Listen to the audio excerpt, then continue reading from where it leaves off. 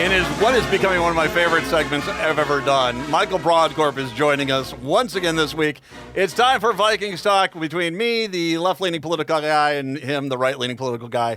And we leave politics out of it, and we talk football and have a good time as we go into the weekend. And Michael Brodkorb and I are once again geniuses in regards to this Vikings team. Right, Michael? We should be working at NASA. Right? I feel smart enough. Why not? Sure. Okay. I've never felt smarter. Well, you and I both picked the Vikings to beat Houston. Now, we both also picked that the Houston Texans would actually be closer than what that game ended up being. And that game ended up being a blowout again. The defensive scheme that they have put together is giving fits to these teams, and we looked very solid and put another undefeated team in their place.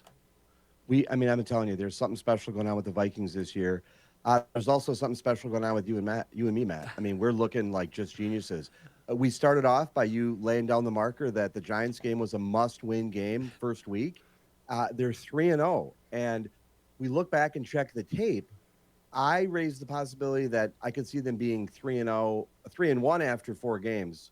I'm feeling really, really cocky and really confident, which is dangerous for someone like me. Well, it is. And you and I, we are and definitely in unexpected territory. We have got 3 more games. Okay, we did the first 3, right? Done. 3-0, done. We got the Packers this weekend. We got the Jets in London, and then we have Detroit at home. And I don't think there's a person on the planet that thought that the Vikings could possibly be 6-0 to start the season when you looked at the 6 teams we had to play. And most people were talking about how are they going to bounce back after their 6th game. The reality is they are doing this so efficiently. If the offense is working, it's all clicking. The defense is working, it's clicking spectacularly. And when you look at teams like Green Bay, I mean, it's not, hey, they're 2-1. You know, that game against their best game was the game they lost, the Philadelphia game. The other 2 games they had, they've not really looked great. I mean, it's been subpar teams, and they've, you know, they haven't looked as clean as they could. But yet the Vikings, they don't look like they've got a weakness right now. And I mean, I'm kind of scared because I don't like talking about that because that's the game we get beat 41-0 the next time, you know? Yeah, I don't see 41-0 on the horizon. Look, you and I have been in this place before where we have been cheering for a team that we didn't expect to win, and they keep winning. I just think we have to just enjoy this and celebrate where we're at. We're 3-0. I've been talking to a lot of people, and I've one particular friend who keeps saying, I don't see another loss on their season on the record or on the rest of the season. I think that's a bit of a stretch. Yeah. I fully expect the Vikings to lose a game. But I'm going to tell you something. I feel very good about where the Vikings are at. They're 3-0. They're coming in. They're going into Lambeau. The Packers are 2-1. The organization is on fumes. And I think there's a distinct possibility that the Packers fold later midseason, don't finish the season out. And I think that that's best for the NFL. I also just want to say a little shout out here. I'm come from a mixed marriage. My wife is a Packers fan. My in-laws are in town. I want to give a shout out to them and say, I hope that this weekend is as depressing and as possible as it can be for you and your family. And I hope the Vikings dominate. I did a podcast episode with my co-host Becky. Her husband is a Packers fan. I hope he has a terrible weekend. Okay. I'm coming into this weekend. You know, there's that image of like Vince McMahon kind of coming into the stadium. That's how I think the Vikings are doing right now. And I just want to enjoy this and rub it in people's faces as much as I can. We're not going to talk necessarily about the Packer game yet, but I mean, if the Vikings got through this first 6 games 4-2, I think all of us, if at the beginning of the season you'll be 4-2 after 6, we'd be like, oh my God, that'd be fantastic. And then it really does become a very interesting schedule. The Rams at LA, Colts here at the Jaguars. I mean, they're atrocious. At the Titans, they're atrocious. At the Bears, they're not good. Cardinals here, Falcons here, Bears here. And then you got that one that's I keep looking at as like, could that end up being the decider on the NFC who hosts the Vikings at the Seahawks coming up in week 15? You know, there really is, because of this great start, there really is hope and optimism. You got to look at this. I mean, and say to yourself that at the very least, there's at this point, you can say there's a decent chance this team is for sure going to make the playoffs. How high in the playoffs they can become depends on really these next 3 games, because if they get through these next three games and they are 6-0, outside of that Seattle game, maybe the last game of the season at Detroit, you told me where the stumble's going to happen. Yeah, correct. And the person who said that they looked at the season, did a fair analysis just like you do. If you just look at the records of the teams, you can run the table pretty easily. Now, I don't think that's either of our expectations that the Vikings are going to run the table. In fact, one of the teams on there is if you check the tape from a couple previous episodes, I'm always a little nervous when the Vikings play the Seahawks. Not as so much when they play the 49ers at home, but home or away against the Seahawks always makes me nervous. I don't have any expectation that the Vikings are going to run out the rest of the games. But what's interesting is that this team is it's not just our analysis, but you look at others nationally, of people that I would say it's more of their jobs to offer analysis. The Vikings are certainly have entered the chat, and there's a lot of discussion going on. And this team is coming up and they're winning against teams that is surprising, and they're also winning in ways that are surprising. And the Houston game, I think if we also look back at some of our picks, the score, I think we expected the Houston game to be the closest. I think you mentioned that. And so I think I could see the Vikings, coming up by a couple touchdowns, but I have the edge to the Vikings this weekend. I'm going to try to let you be as neutral as you can. People are saying of the best teams in the football right now, they keep saying the Kansas City Chiefs, and I see the Buffalo Bills coming in. Maybe I could make an argument for the Chiefs because that team is always loaded, and they're a Super Bowl champion for a reason. I think the Vikings are better than the Buffalo Bills at this point. We can make an argument, from what we've seen in these first 3 weeks, who's better, the Chiefs or the Vikings. But I don't think. The Bills. Okay, they beat Miami without their quarterback. I don't know if that's necessarily you're not seeing the wins like we're getting. Correct. I think we've had a tougher.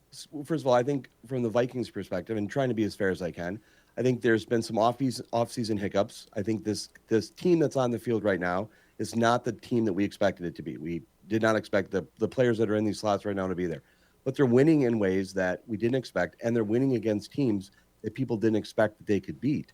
What they did last week against Houston was simply astounding, and it was remarkable. And so I think if you look at the Bills' schedule versus the Vikings' schedule, the Vikings' schedule has been tougher.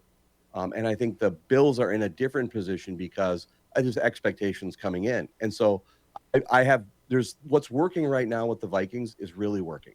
Yeah. And that sounds like a Yogi Berra quote, but it's what's working for the Vikings is working. And I think Vikings fans should just soak it up and enjoy and be as hopeful and as optimistic as they can be. I'm trying to tell my son about the days when we brought Warren Moon and we brought Jeff George and we had created a system where you could bring a quarterback into this team and they could excel. That's kind of feels like what we've done with Sam Darnold, is that we've brought him in. He's a quality guy, just been on a lot of bad teams, but you give him the weapons, you give him a few seconds to throw the ball. He is making really smart decisions, which is that I think is a underrated point. He is not trying to throw a ball into god-awful coverage. He's not, trying to run the ball when he shouldn't be. He is making smart decisions, and it's giving fits to defenses. It is. And if you look at the Vikings, if you look at the franchise of the Packers versus the Vikings, the Packers have had a tremendous amount of success in the quarterback position. They went from Favre to Rodgers to Love now. And so there's a really interesting dynamic that they've had in terms of the stability of that franchise centered around the quarterback position. The Vikings have not had that. We've not had that type of position. And so we've had these big moments, Jim McMahon, Warren Moon, Brett Favre, things like that have come in. And so we've struggled a bit, particularly in the last couple seasons at the quarterback position. And so seeing Sam Darnold succeed is a wonderful experience. But I think ultimately for this team to be successful, they need stability at the Vikings, the quarterback position long-term. And Darnold might be that person. The Green Bay Packers, whenever you play someone in the NFC Central, these games generally have a tendency, even if they're bad, to be close. What's your thoughts? I'm not breaking the streak. You're going to go. I would respectfully say I don't think we should mess with the streak. You should go first. I'll go first. I think the Vikings are going to win. Part of me thinks this is going to be last-second field goal. They get the win there. But I got to be honest with you. Part of me does feel like, especially how Justin Jefferson is mad, and you've got a little bit of an Aaron Jones revenge thing going on here. Part of me says this might not be close. I'm picking the Vikes. I'll pick the Vikes. I'll say it's going to be close because I think that if I start picking them as wild blowouts, that's where it blows up in our face. So I think it's going to be close. Last second field goal, Vikings win. I'm going to support that. I appreciate you being level-headed about this and keeping. You started hot. I mean, you said Giants was a must-win, and they came up, and so I think it's a safe pick. The Vikings by a touchdown. Vikings by a field goal, I think, is a great place to be. I think we should also just take a moment, if we can.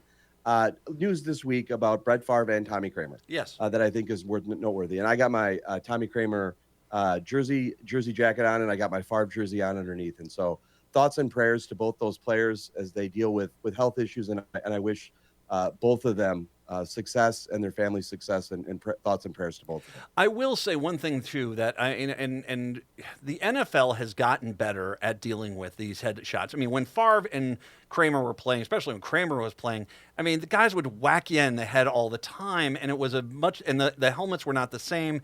I know they're trying to deal with this, but once again, here it is, another, football has taken a bit of a hit, especially in youth leagues and high school, where parents are like, let's find a different sport where there's not as much head contact. I don't know if they'll ever be able to completely remove that, but it's going to take a few years to see what they're doing now, how it's affecting the outcome to these players with these head injuries.